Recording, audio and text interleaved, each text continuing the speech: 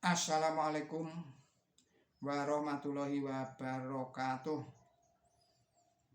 Kita sambung lagi kajian kita yang ini berjudul Melkisedek, Raja Damai. Siapakah dia? Sebuah kajian kristologi Qurani diuraikan oleh Haji Simon Aliasir. Saudara-saudara para pemirsa Kreweng Aji Channel yang berbahagia, Assalamualaikum warahmatullahi wabarakatuh. Bismillahirrahmanirrahim. Allah berfirman di dalam surat Al-Baqarah ayatnya 253. Bismillahirrahmanirrahim. Kami telah membuat sebagian utusan itu melebihi sebagian yang lain. Di antara mereka ada yang Allah berfirman kepadanya, dan sebagian lagi ada yang ia naikkan derajatnya. Surat Al-Baqarah ayat 253. Para nabi utusan Allah yang menurut Imam Razi hakikatnya seorang raja atau malik, li'annahum likum amro umatihi, karena mereka menguasai urusan umatnya, adalah hamba-hamba Allah yang terhormat atau mulia, ibadun mukramun. Surat 21 surat Al-Anbiya ayatnya 26. Menurut ayat di atas itu, kemuliaan mereka bertingkat-tingkat. Sebagian utusan itu melebihi sebagian yang lainnya. Di antara mereka menurut kesaksian sejarah ialah Nabi besar Muhammad Shallallahu Alaihi Wasallam, yang di dalam Quran suci disebut sebagai khotamun nabiyyin, nabi yang terakhir, yang setelah beliau ini tidak akan datang nabi lagi, baik nabi lama ataupun nabi yang baru, yang dapat berarti yang terakhir dari para nabi atau yang termulia dari para nabi, karena sesudah beliau tidak akan datang nabi lagi, baik nabi lama ataupun nabi yang baru. Dalam peristiwa Isra dan Mi'raj dilukiskan beliau menduduki derajat di atas para nabi seluruhnya. Para nabi termasuk Isa Al-Masih adalah orang-orang yang dekat dengan Allah, muqarrabin. Surat 3 ayat 44. Tetapi kedekatan mereka masih ada jarak. Yesus misalnya ketika disalib menyerukan kalimat Eli Eli lama sabachthani, Tuhanku Tuhanku, mengapa engkau tinggalkan aku. Kitab Matius pasal 27 ayat 46. Tidaklah demikian Rasulullah Shallallahu Alaihi Wasallam dalam situasi seperti yang dialami oleh Isa Al-Masih atau Yesus Kristus. Beliau justru berkata, la tahzan innallaha ma'ana, janganlah merasa sedih, sesungguhnya Allah itu beserta kita. Surat Al-Ahzab ayatnya 40. Hal ini selaras dengan lukisan di dalam Mi'raj. Meski beliau telah berada di ufuk yang paling tinggi, wahuwa bil ufukil a'la, surat 53 ayat 7, tetapi terus naik atau mendekat kepada Tuhan yang Maha Esa, yang kedekatannya diibaratkan dua busur yang diikat menjadi satu.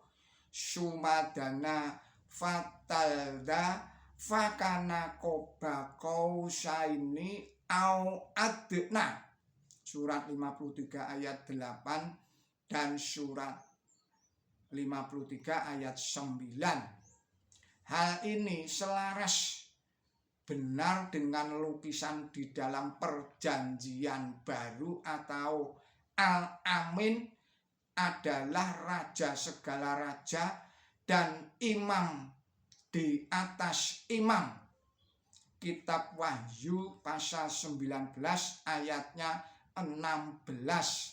Karena para nabi utusan Allah yang juga berfungsi sebagai imam itu semuanya makmum kepada Rasulullah Muhammad Shallallahu Alaihi Wasallam di Yerusalem. Saudara-saudara para pemirsa Kreweng Aji Channel yang berbahagia, kedudukan Rasulullah Muhammad Shallallahu Alaihi Wasallam yang teramat mulia itu merupakan penggenapan nubuat kitab suci sebelumnya tentang Melkisedek yang berbunyi sebagai berikut. Melkisedek Raja Salem membawa roti dan anggur, ia seorang imam Allah yang maha tinggi. Lalu ia memberkati Abram, katanya, diberkatilah kiranya Abram oleh Allah yang maha tinggi, pencipta langit dan pencipta bumi, dan terpujilah Allah yang maha tinggi yang telah menyerahkan musuhmu ke tanganmu. Lalu Abram memberikan 1/10 dari semuanya. Kitab Kejadian pasal 14 ayat 18 sampai dengan ayat 20. Seluruh tradisi Yahudi dan sejumlah besar pujangga gereja berpendapat bahwa Salem adalah Yerusalem. Raja dan imam kota itu adalah Melkisedek. Siapakah dia itu? Kebanyakan komentator mengatakan bahwa ia adalah seorang raja dan imam Yerusalem pada zaman dahulu kala, sejaman dengan Ibrahim. Ini suatu komentar yang aneh.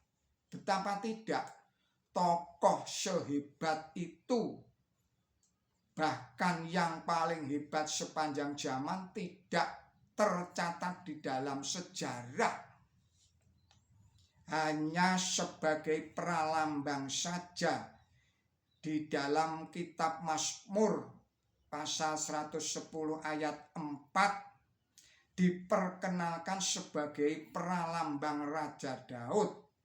Daud sendiri akhirnya dijadikan pralambang seorang raja dan imam yang menyelamatkan umat manusia dari dosa.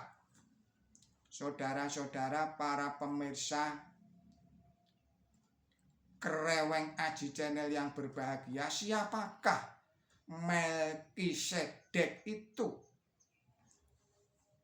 Yang sebenarnya untuk memahami masalah ini kita perlu tahu arti harfiah kata itu dan bagaimana karakteristik atau identitas dari tokoh itu yang dinubuatkan itu.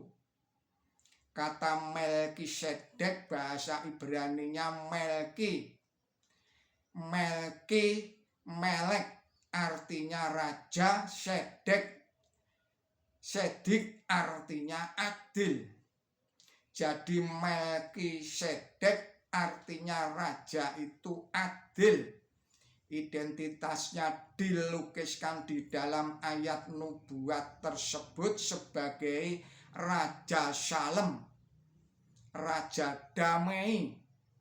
Hal ini diteguhkan kembali oleh Yesaya di dalam nubuatnya sebagai berikut, sebab seorang anak telah lahir untuk kita, seorang putra telah diberikan untuk kita, lambang pemerintahan ada di atas bahunya, dan damai sejahtera tidak akan berkesudahan di atas tahta Daud dan di dalam kerajaannya.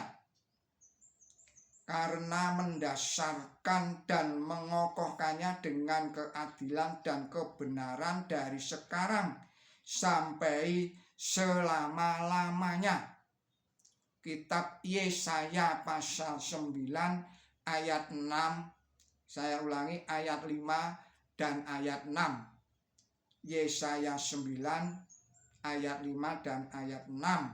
Nubuat kedatangan seorang tokoh yang mempunyai banyak gelar kemuliaan tersebut oleh umat Kristen diterapkan kepada Yesus Kristus.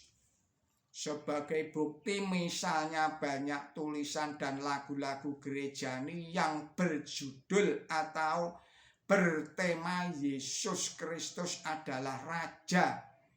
Banyak juga gereja-gereja yang dinamakan Yesus Raja, dan juga patung-patung Yesus Raja ditempatkan di berbagai tempat. Contohnya patung Yesus Raja di Kecamatan Deli Timur yang tingginya 17 meter, beralaskan bola dunia di atas 3 landasan setinggi 10 meter. Jadi ketinggian seluruhnya adalah 27 meter yang melambangkan bahwa tim-tim yang berintegrasi pada tanggal 17 Juli 1975 adalah Provinsi Republik Indonesia yang ke-27. Biaya pembuatan patung tertinggi kedua di dunia ini hanyalah 4 miliar rupiah. Harian Kedaulatan Rakyat 28 Agustus 1995.